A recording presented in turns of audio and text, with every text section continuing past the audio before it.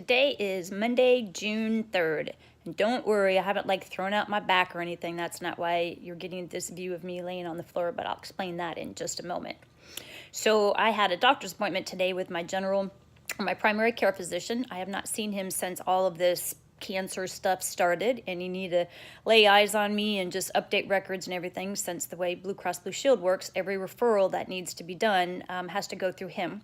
So we had set up an appointment for me to go see him today, get them all caught up, and I'm really glad I actually had the appointment today, because the little heat bump rashes the little heat bumps that were on my stomach have become a full-blown rash now. And going in to see him, he took a look at it and said it's actually some type of, he believes, a fungal infection.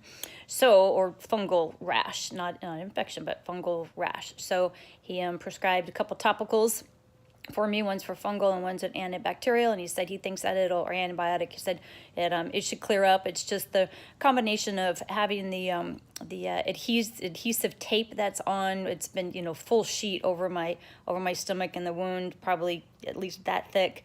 Having that on for so long, then I have to cover it all with saran wrap when I shower, and so then that gets moist, and not being able to wash the skin around it. And he said it's pretty normal. So I've got some of that. So right now I'm laying on the floor because I have all that rash stuff all over, and so I'm having to lay here and just let it dry before I put my bandage back on. The really good news is that when the home health care nurse came today, she came after I had gone to the doctor and I told her about the rash. She said, since I'm going in to see my surgeon tomorrow about the wound and getting the wound care or the wound vac off, she said, let's just do a wet to dry covering. So basically just putting some gauze over it, because most likely he will be taking you off the wound vac tomorrow anyway, and since he has to take it out, then we'll just leave it open, or not open, that doesn't sound right. The wound is covered, but we don't have to have all that adhesive tape all over my stomach, and so it's able to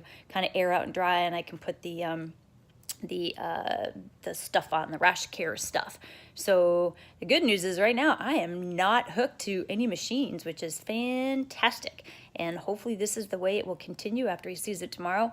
There is really no reason why he would say to go back on the wound vac. The wound is in really good shape, and at this point it's really probably not doing much, so it makes more sense to have me off of it.